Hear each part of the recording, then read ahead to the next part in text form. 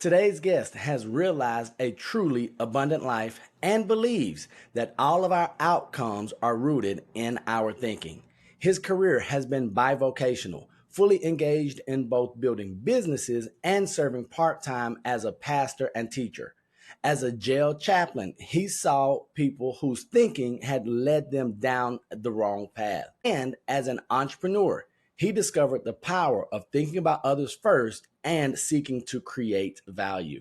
He partnered to build a wealth management business that managed more than $1 billion dollars of client assets and retired at age 51.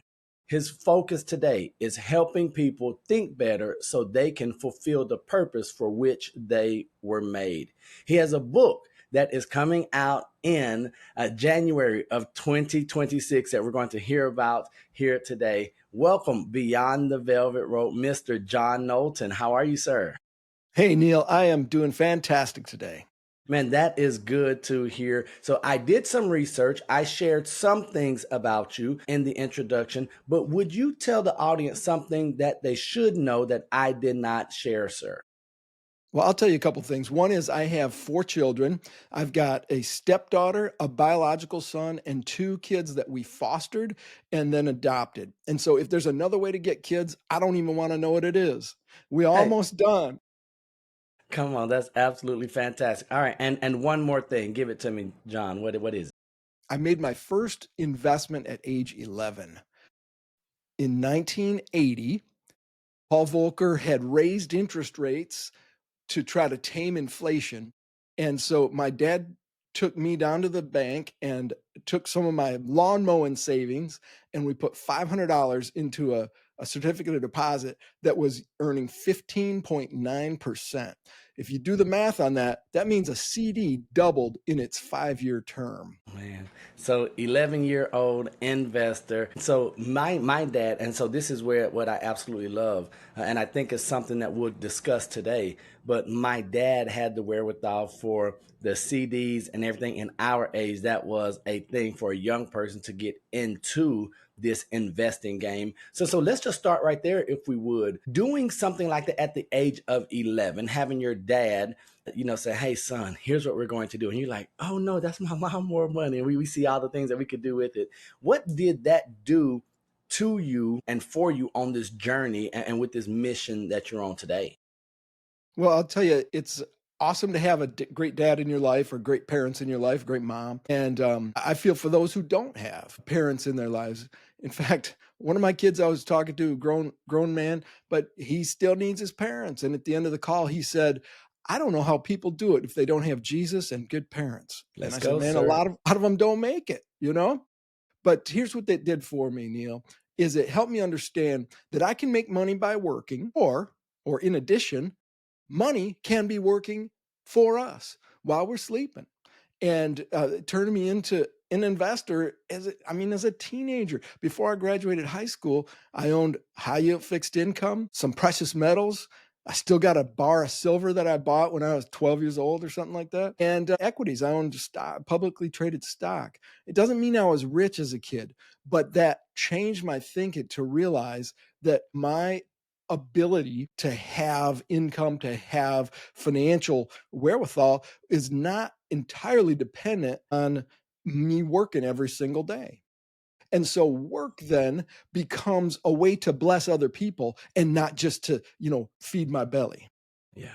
Okay, so John, here's where, because I am a believer as well. I believe that without Jesus, without the energy, the Holy Spirit, God, we just can't do anything. So I want to let's park there for a moment because we're going to be talking about wealth, generational wealth. How do you govern wealth with family and everything? But then they're saying, but these guys are Christian. They believe in Jesus, and isn't money bad and all of this, and you should not want to be abundant. You should have just enough and then give the rest away. What do you say to those people who are good people who want to thrive, but then also they might be having that challenge because of old ideology or maybe false ideology, and they just haven't had a great experience thus far in life?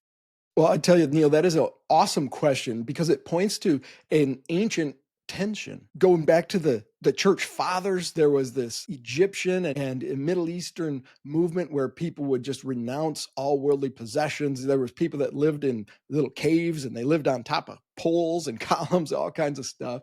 But to move a little more recently, John Wesley, who founded the Methodist Church, was upset when he realized that people who had previously been living entirely for themselves and worldly lives, when they had this encounter with Jesus and then began to align their behaviors with God's value system, they began to be prosperous because they were honest. They sought other people's interests above their own. And what do you know?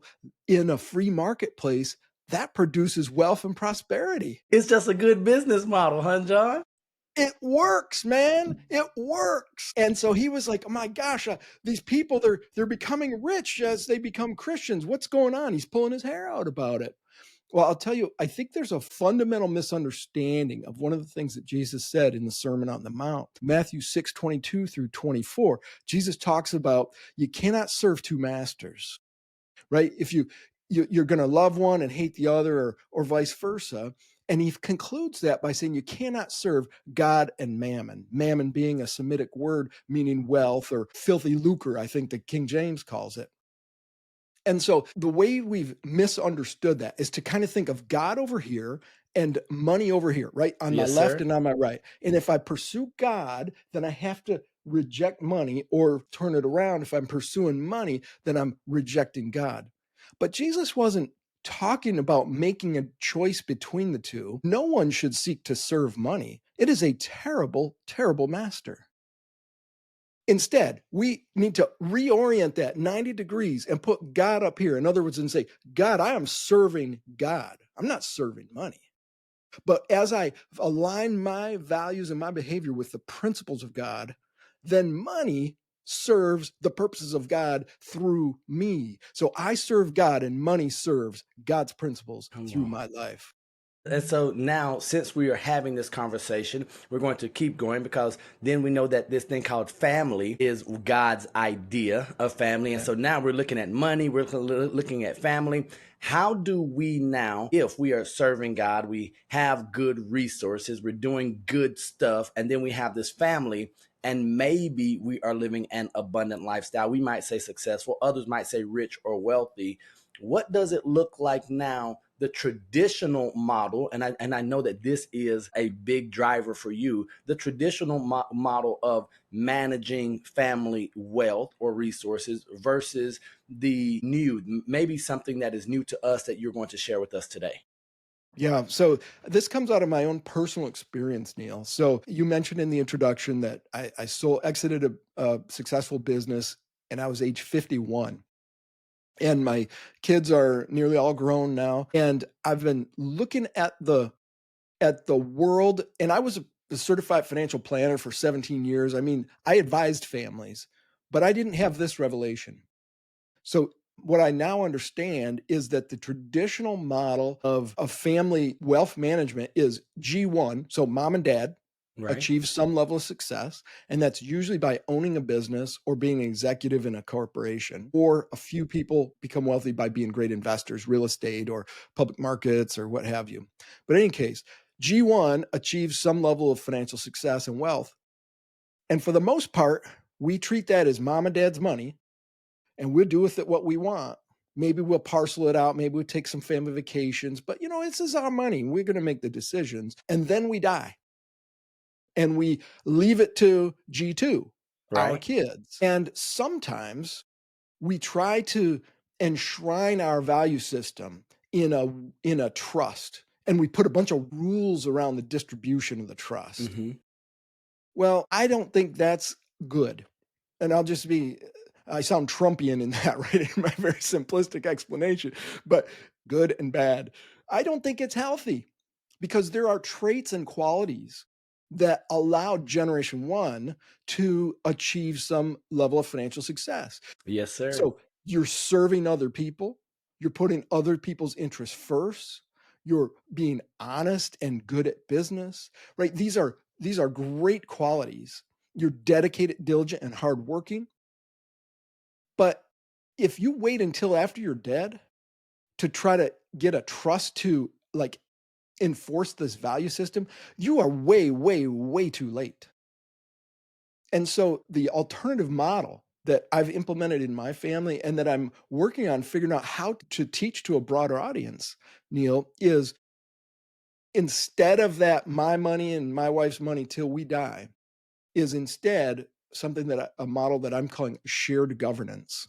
And so the point of shared governance is that our family wealth can be a force for good for generations. Mhm. And so we've brought our kids into family discussions, and we've formed a family board.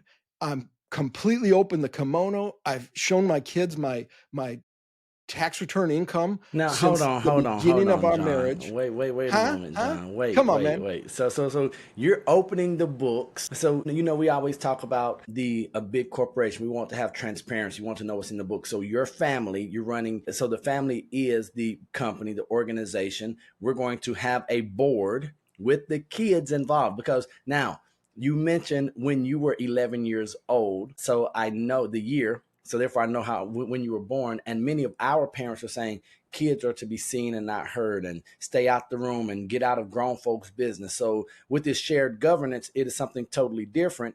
You are not only involving them in the conversation, but you're showing them what the real numbers are. Is that correct? Yeah, absolutely. And now, let me ask you, what is the power or the value in that piece? Because we've had people with us up until this point, John, and they're like, man, they're talking about Jesus, they're talking about money, yes, they're talking about family. Wait, I don't want my kids to know what I got because then they're going to start asking for more. And that's that limiting belief that many of us parents have. So, what's the power and the value in opening the kimono? Yeah. Well, it's interesting. I've asked a lot of people, why don't people talk about money in their families? Mm-hmm. And all of the answers stem from a negative emotion.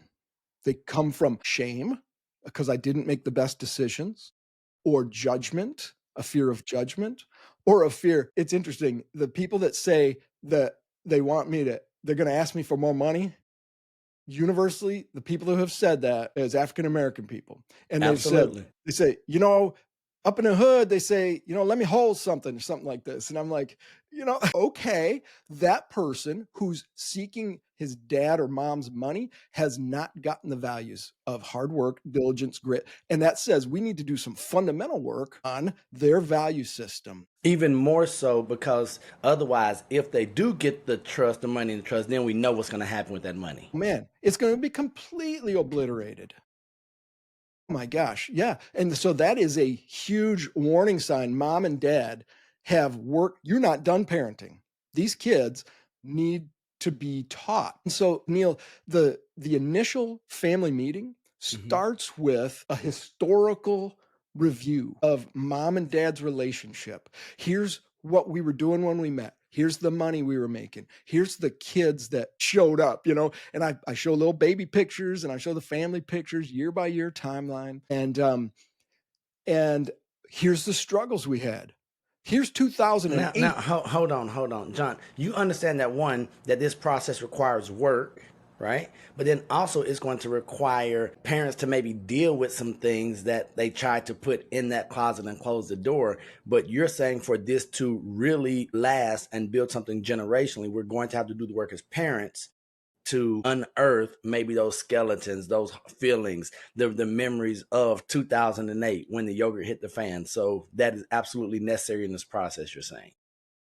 Well, my belief is very few people are going to do this.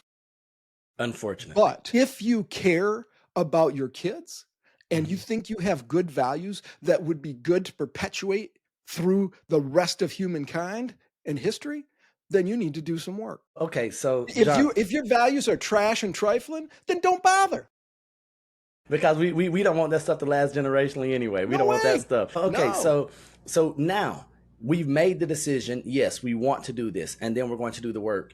The question is, how do you introduce governance without sounding like you're taking power from the parent, right? Because it's my money. We worked hard. I don't like. Okay, I'm open to the idea, but many of us, we're just big kids and this is my stuff, don't touch it, and I'll let you know when you can play with it, I'll let you know when you can use it. How do we introduce this idea? Maybe we're going to be kids introducing it to our parents, or hopefully we're parents introducing it to the kids. But how do we do that without the perception of, well, you're taking power from me and my authority as mom and dad? Yeah, I think this only works in the unit of the family. So the family is the only unit of society where communism works. So, think about the biblical orders. There's societal orders. There's family, clan, tribe, nation. In the family, we give to the one who needs it, regardless of their production, right? Babies, they produce nothing. They take. They don't even say thank you. They don't care if it's 2 a.m. They say, change my diaper. Give me a bottle, right? Any other bigger unit, it doesn't work. But in the family unit, when it's functioning, we can have we can be open, we can be transparent, we can share power. So I'll just tell you how it works. We've got a family board, we've got an investing committee, and we've got a philanthropy committee. And All inside the family. in my family. Yep. And what we're doing there is, well, let me just back up a further step yet. I've taken them through an extensive series of meetings where we developed jointly shared mission, vision, and values.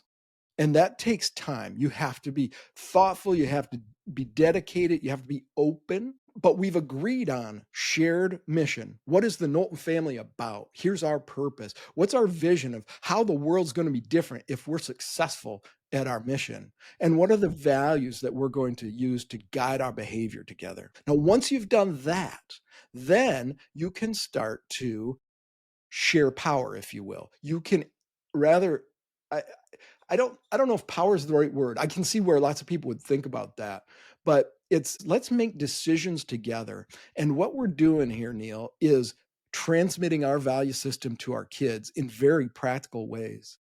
So in our philanthropy committee, so the board has said, we're going to give away this much money this year. And in fact, when they said how much they're going to give away, I'm like, glory, I need to step it up because I want to see this fund grow, not diminish. But I said, okay, we'll give that much money away. We always tithe the 10% of our income, but this is Right. above the tithe. Right. And it's like, wow, okay. So it actually changed my investment approach slightly to generate more income and less capital appreciation, less focus on capital appreciation. But anyways, once we've got that shared mission, vision, values, now in our philanthropy committee, I appointed my daughter to be the chair of the philanthropy committee. And together, we worked on a little form. We've got a form in our shared Google Drive on requests for philanthropic distributions. She wrote a bunch of questions that say, how does this organization's mission align with our family's mission, vision, and values? How do they measure their results? Neil, I got challenged 3 years ago. One of my colleagues in C12, a Christian business owner, he said, John, you're very detailed and rigorous. And so how do you evaluate the effectiveness of the organizations to whom you give money? And I said, I don't. So I started getting on the phone with executive directors. How do you measure your effectiveness? And I'm sorry to say, some people got cut off because basically some of them, their effectiveness is, can I get more donations next year than I did last year? Oops, wrong answer for John. Right. So anyways, my daughter has built that into the request form. How is this organization measuring their results and how do they report? So I'm teaching the kids and they're teaching me. How are we going to make sure that our gifts align with our sense of purpose in the world? How are they measuring their effectiveness? And it is so powerful, Neil, are closer to each other relationally because of the work we're doing together as a family on giving money away and making investments. Okay, so we've got the family boards that's running, but there might be some tension, some conflict just in all families, right? And now you all are doing these big things, and this is not the Knowlton family specifically, but just as we are thinking about this shared governance, what might be some conflict protocol that a family can use when someone tests you back and forth, or when they come, or just challenge, say, I don't know if this is right. Mhm. Is there anything that you have seen or that you're experiencing and saying, well, this works really well for a family with this shared governance in place? Sure. So two answers to the question, Neil. First is having clear mission, vision, and values allows us all to refer back to it. So here's Okay. what we agreed on, which course of action most fully aligns. So that having those principles, mission, vision, values, is key to decision making. So a good, well-constructed mission, vision, values help you to arbitrate, help you to make decisions. But the second way that I'll answer that is you even said these big things, right? And the secret to avoiding big scary conversations is to have lots of little not scary conversations. And so in a my wife and I've been married almost 25 years. We have had a weekly meeting every week we've been married. And people are like, "You have a meeting with your wife?" Yeah, it's in both of our calendars. There's a standing agenda. We know we're going to meet. We're going to look at the calendar. We're going to talk about the next week in detail. Now we don't have to drop kids off anymore, praise God. But, there's stuff comes up on the calendar. We just want to make sure we're aligned. But before it was like, who's picking the kid up? Who's taking him to soccer practice? All the stuff. We look at the menu, we look at the meal plan and who's cooking what day and what food are we cooking. So then we get the food that we need for the menu, and we don't buy extra and waste stuff. And we talk about money. So, any case, you can do the same kind of thing with your kids. You could have a standing meeting every Sunday afternoon. We're going to get together and talk, whatever the case might be. Having lots of little conversations sort of pops the bubble so that you don't get the tension that arises Right. and then has the big, scary, emotional conversation. Okay, so you've mentioned having conversations, having meetings, bringing kids into it. Uh, and this is where the audience and myself were asking, John, at what age do we start our kids, right? In this thing. And so this is not like we're just taking them down to the bank and letting them a $500 CD that's going to appreciate or double in 5 years. This is next level. Do I bring my 11-year-old and open my books to my 11-year-old? Do I wait until they're 19? Is that too late? So what's some guidance that you would have there?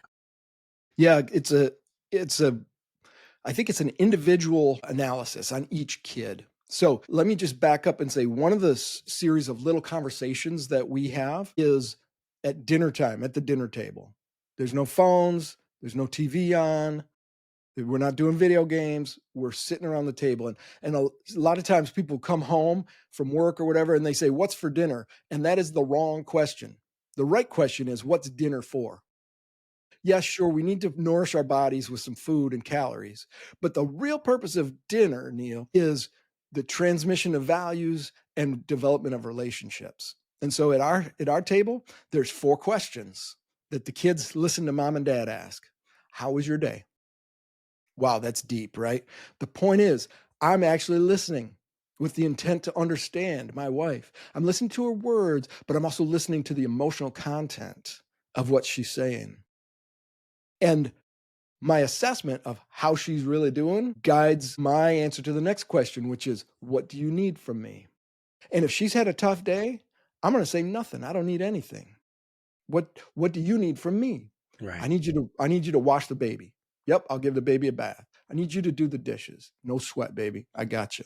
If she's doing well, maybe my ask is a little more, let's say, of a personal nature, whatever. But the point is, the kids are observing mom and dad talk about each other, talk about their days with each other, deepen their relationship. And when we talk about our day, the kids are hearing, how did dad interact with his colleagues? How Right. did mom talk to her customers? How did she or he interact in the world? We are transmitting our values. A lot more is caught than is intentionally taught. Absolutely. And so they're catching, oh, This is how you be a productive citizen in the world. This is how you represent God well in your community. This is how you become a respected member of the society.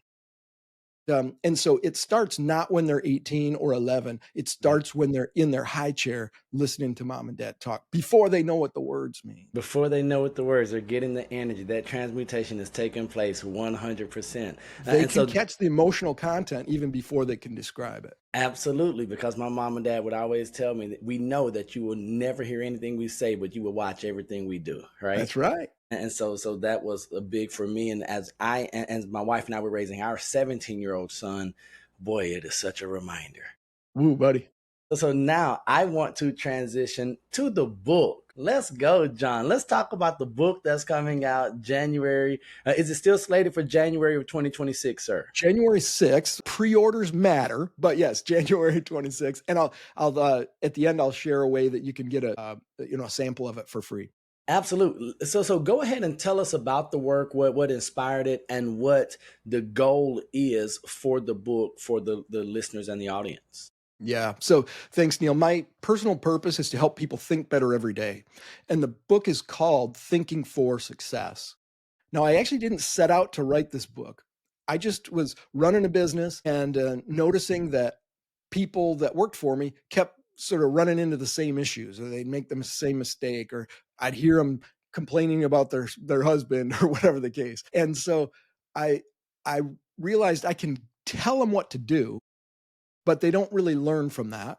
I Right. can give them a principle, but it's hard to remember. And so I just stumbled on telling stories in staff meetings. And so I would tell a story, we would talk about it, we'd give it a name, and then the story, somebody smart told me that stories are cognitively privileged. And I think what that means is we remember stories, they get extra credit in our brains. And so I would tell the story, we talk about it, we give it a name, and then in the future, when that lesson needed to be come refreshed, I could just name the story, and they'd remember. Oh yeah, Indiana Jones, or oh yeah, Jonathan Monkhouse on the Captain Cook's ship, whatever. And then after some time, I said, I'm going to start forgetting these stories, so I started writing them down, and then at some point, I realized I had 40 of them. And then I said, you know what? If you had 52, you could use one a week in a staff meeting and like that. So I kept going until I got about 70 of these stories, and hired an editing team to pare it down to 52. So the book is designed to be used by leaders in staff meetings or by individual contributors who want to upgrade their thinking. So the subtitle of the book, Thinking for Success, is 52 stories that upgrade your thinking to boost productivity, problem solving, and relationships. Okay, so we understand the value of thinking and the thoughts and the outcomes that come as a result. What do you say to the person who says, well, it doesn't matter, right? It's not me. And their thought is that it's not that it's not their thinking, that it's not their thoughts, that is the outside world, that is the economy, that is their boss, their spouse, their kids. What do you say to that person to even get them to think about what they're thinking about? Wow. Well, if I'm just going to flip it around and say, I assume everything is my responsibility, because if I outsource responsibility to somebody else, for my future to somebody else, I have no control over it. And that makes me a victim, and that makes me weak. And I will not be weak or a victim. And so, even if it's the government's fault or whatever, I'm going to say, what is my role here? How do I make a difference? I believe that all of our outcomes are a result of our behavior, which are all rooted in our thinking. The Bible says, as a man thinketh, so he is. And so his main message was, hey, the kingdom is at hand. Repent. The Greek word there is metanoeo. Change how you think and believe this good news that heaven's resources are available in your life. And so we've got to be paying attention to our thinking. And now it takes practice, Neil. It does take practice. I mean, I've been teaching this stuff for decades, and I discovered stinking thinking in myself standing in line at a coffee shop. Hey, when it hits us, when the medicine hits us, we're like, man, I thought I had arrived. Not yet, John. Not yet, Neil. Come on, Buddy, sir. I got a road to go, man. Yeah, I'm standing there in line at the coffee shop, and my coffee order is black drip coffee. It's fast, it's caffeinating, it does the job. Well, not everyone has that philosophy, I've discovered. And so, I'm standing behind these people who are, they're assessing the differences between all of the non-dairy milk options and the macchiato versus the flat white and this and that. And I'm like, glory to God, don't you know a man needs some caffeine back here? Anyways, I realized in my thinking that I had turned the people in the coffee shop from people into objects. So the reality is, I am a person amongst peers. Yeah. I am one of God's children amongst all the other ones. But I saw the people in front of me who couldn't make up their mind about their coffee order as obstacles in my way, super self-centered thinking. And then the baristas, the people working there, they weren't working fast enough. See, they were tools to get me what I wanted. And I said, oh my goodness, I am thinking completely self-centeredly. Now, John, right here. When did the revelation of your thinking come? Did it happen while you're in line, or did it hit you Standing in after line. you? Okay, so you're And in there having the thoughts, and then you're like, okay, that's wrong. so I actually didn't notice the thoughts. What I noticed was the feeling. I started to get just a little bit anxious, like not go hide under a table anxious, but like, come on, come on, come on, come on. When you feel urgency, like somebody's got to do something, that's a sign that you're thinking this wrong. And what I realized is I needed to have a better default thought than get me my coffee, get out my way, work faster. That's not a productive thought system. Right. And so for me, I just encourage everybody to have this. When I start to feel anxious, when I start to feel mad, when I start to feel irritated with somebody else, I cannot control them no matter how much I try. And so I need to control me. And that starts with my thinking. So for me, when I start to feel that, the default setting I've built in my brain is the Lord is my shepherd. I shall not want. He leads me beside still waters, right? Makes me lie down in green pastures. He restores my soul. Everything I need, God has given it to me. Yeah. But maybe that doesn't work for somebody else. Right. Maybe it's got to be something else. I don't care. As long as it's a positive thing that is not focused on what the other person needs to do, that is a big upgrade. So, Yeah. Neil, I've given you a long answer, but your question was, what if somebody says it's not my problem, it's somebody else? Boy, you are setting yourself up for a lifetime of disappointment and irritation if you think your problems will be solved by someone else. Nobody else is thinking about you. No one God's else thinking is about you, thinking. but nobody, the people in line at the coffee shop, they're not thinking about making you happy. So you got to get yourself right. Absolutely. So John, I know that leadership is a very big deal for you, right? So you're a C12 leader, Christian organization, models, but then also just leadership in the family, leadership in the workplace. And so I want to ask you, with what we're seeing in the world today in business and families, we're hearing it called a leadership crisis, right? And so you are talking about this whole idea of thinking for success. How can, or what is an obstacle that you see many leaders have in their thinking when it comes to thinking for success? Yeah, I'll say it like this. It's thinking that the outside world is either a problem or my solution. Now, we have real troubles. We have real issues. There's historical issues against us. There's economic circumstances. There's political factors. I'm not denying that those exist. But Paul taught us in Romans 8:28 to say all things are working for my good. Travis Green made it sound really good when he sang it too. And that's what we need to do, is to name these things. And whatever the thing is, the external factor, the politics, the new government policy, the whatever, is to say, you are working for my good. I just wanted to distribute my book. I wanted to give 200 books away. And this organization said no. I'm like, for a minute, I started to get irritated and like, okay, how am I gonna change their mind and all this kind of stuff? And then I'm like, wait a second. Paul said, what shall we say to these things? He didn't say about them. What shall we say? What are we going to say to these things? We're going to say, you're working for my good. Okay, God, open it up for me. Since this one said no, what's my next move? And he gave me 3 more ideas, okay, of other places. So I went from 1 to 4 ideas. The first one said no. The next one said yes. And so it's working for my good. That's all up here. The economic, the environment around us will always have negative factors. So what?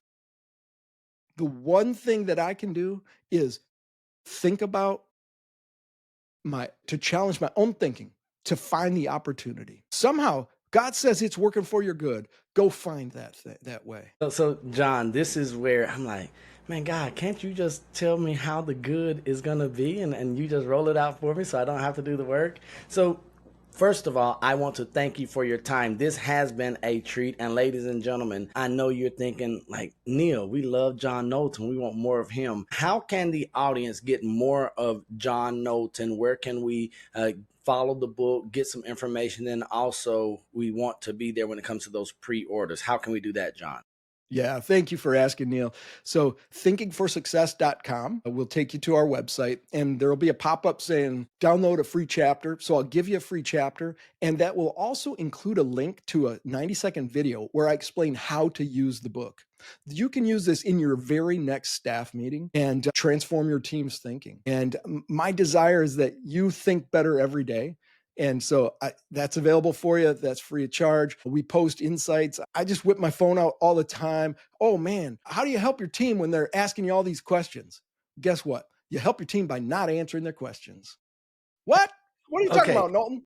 Okay, so right there, because I'm a believer in that as well, go ahead and just explain that answer because people think you're being a jerk when you say it, right? But it really is an honest answer to benefit the team. So, how do you help your team? You don't ask questions. Go ahead and explain that if you would, John. Yeah, sure. So this actually came up in a coaching call a couple of months ago, and they keep asking me all these questions. And I said, do you answer them? Well, yeah, I mean, they need to know the answer to get their work done. I said, well, you just train them to ask you questions. You didn't train them to find answers, did you? Yeah. Okay. So what might you do differently? So what you might do differently, they ask, how do I fill out the TBSP form? Well, what are some tools that you could use to find the answer to that, Bob? I don't know. Well, we have an enterprise version of ChatGPT. Have you tried that? Well, no, I haven't. Okay. Who filled it out last year? Susie. Have you talked to Susie? No, I guess I haven't. Right? So you just ask them questions, and pretty soon they're going to A, get tired of not getting answers, and B, they're going to learn. They're going to change their thinking from I got to go ask the boss to I got to find my answer. Because I know if I ask the boss what the boss is going to say, they're going to ask more questions. Like, I didn't come here for questions. I came here for answers. The answer is in the questions, Bob. Go over there and figure it out. Okay, so thinkingforsuccess.com. That's right. All right, and ladies and gentlemen, I do want to let you all know that all of the resources, the links are going to be in the show notes. So make sure you visit the show notes. You'll be able to follow John, what he's doing, the work he's doing, as well as be on the lookout for more John Knowlton as we talk about family governance and shared governance and what that looks like as he's figuring out how to roll that out to the world because it is going to be transformational work. And so I want to say thank you for your time, John, but we are not done because now it is time to have some fun. Are you ready, sir? Well, I know you're going to ask me lightning round questions, and I'll just answer the same way Henry Kissinger did, which is, does anybody have questions for my answers? There we go. Look, I love that quote from Henry Kissinger. And here's what's wild. Everyone's like, what are you talking about? What does that even mean? I'm like, you're not my people. Never mind. You know, when you find your kindred spirit. And so the moment you say Henry Kissinger, I'm like, oh, he's my guy. Okay, now my legal team has told me to let you know, well, not really, that you are not legally obligated to answer any of these questions, sir. You ready? Go for it. Favorite color? Why? I just opened my closet and all my shirts are blue. So I don't know why, but that's the shirts I buy when I go in the store. Okay, are you picking out the shirts, or are family members getting the shirts for you? No, it's Wife? all me. It's all It's me. you. So you just Yeah. go in there and be like, I guess my favorite color is blue. It just keeps I guess making its so. way in the closet. Yep. Favorite food, John? I love Indian food. Curry. Yeah, man. Come on, sir. Now, so I love Thai food and Indian cuisine. Does it love you back? That's the question. Yeah, yeah, I can eat pretty spicy. I've been to India twice and never had been in serious pain. So So here's the thing. I love it. It loves me back to the extent of the fact that I don't have any hair to stop the sweat. And so I'm just, John, I'm just pouring sweat. I have napkins and towels and shirts trying to catch it. And they're like, Mr. Neal, are you okay? Oh, I'm having the time of my life. The food is delicious. It just looks like I'm in excruciating pain. love it. Your favorite book? Well, I read the Bible every day, so I got to go with that. Second favorite book? The Divine Conspiracy by Dallas Willard. Come on, man, Mr. Willard. I love his work. For a great, great guy. Great, great works there. What is one talent that you do not have that you wish you did? I cannot shoot a basketball to save my life, Neil. And so I got all these friends who are good at hooping and all this stuff, and I just have to cheer. Zero? Zero. I'm None. terrible. Terrible. Okay, so if it's you and the worst person, the last, are you always the last picked, or it does your energy, do they pick you, or do you not even put yourself in there to be picked for the team? You just go straight to the bench. I have learned to support from the sideline. Man, and see, look, that is leadership, ladies and gentlemen. When you know your strengths and your areas for improvement. Okay, so next question. Off of that, are we looking to improve in that area, or have we just decided, listen, this is not my skill set, this is not my gifting and talent. Let me just stay over here and cheer? I'm a short white guy in his late 50s, so I'm that boat has sailed. But I have started mountaineering in the last 4 years. So Okay.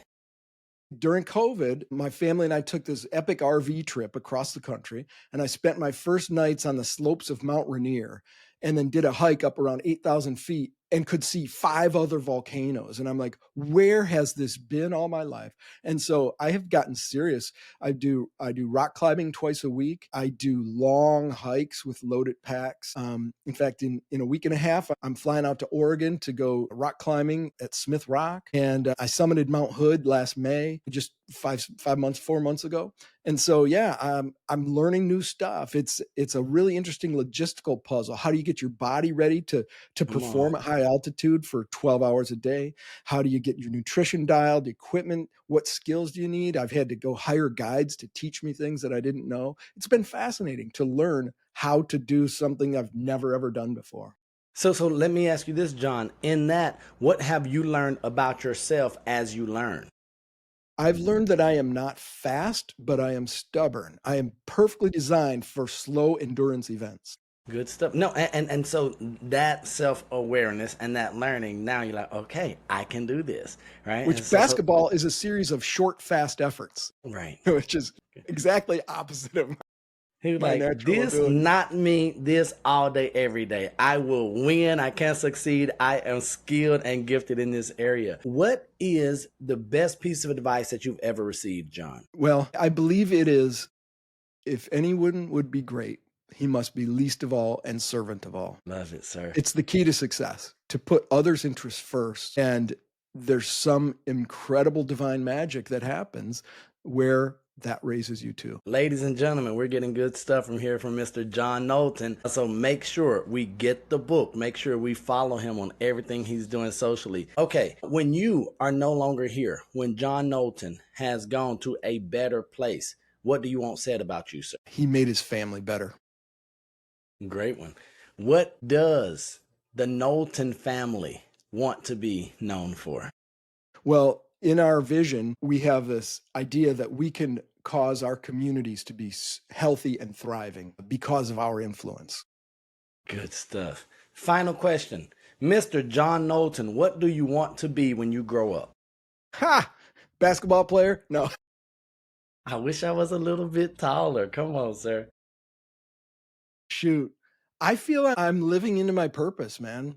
Yeah, I believe God designed me to help other people think better. And that's what I do almost all day long, every day.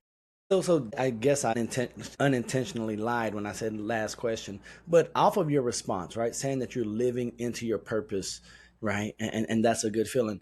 How cool is it to be able to say that? And then how disappointing is it that that's a rare thing for us as human beings, right? Yeah, it is the human condition that we live in this world with lots of brokenness and hurt people and people disconnected from God. And the reality is, as we can connect to God, then we can begin to align our behaviors with God's values, with His ways, and then resources of heaven flow into it. Most people, even if they've heard some version of the gospel, what they've heard is a message of forgiveness of sins and not the gospel of the kingdom, that God wants you to have this abundant life. And so it's sad, Neil, but it's also invigorating. My purpose is to help people come to that awareness and live in that fullness. And so I will never be unemployed as long as I I can was just see. about to say that's what we call job security, baby. Say, listen, God, I'm doing your work. I'm doing good stuff. I'm doing the calling that you have put me here for. And the harvest is great, right? The Yeah, man. harvest is great. It's there. So, John Knowlton, that has been an absolute treat and an honor to spend some time with you, ladies and gentlemen. Make sure that you go to thinkingforsuccess.com, get the resources there. Make sure you follow John. Go to the show notes for all of that information. In closing, John, is there anything that you would like to say to the audience before we leave today? Well, I just want to go back to the coffee shop story and say, if you feel that anxiety or irritation rising up, use that as a diagnostic tool to recognize, you know what, I need an upgrade in my thinking. And then spend some time in the quiet, turn off all your distractions and social media, and just open yourself up to how God might be talking to you about what you need to change in your thinking. Use the anxiety as a prompt, not as a prompt to get better, not as something to avoid. Man, John is still dropping the gems as we leave. So let's make sure we scoop those up, put those in our pockets, in our journals. And as we close, I want you all to remember that I love you, God loves you. There's nothing you can do about it. And until the next time I see you or you see me, don't be average, be world renowned. Peace.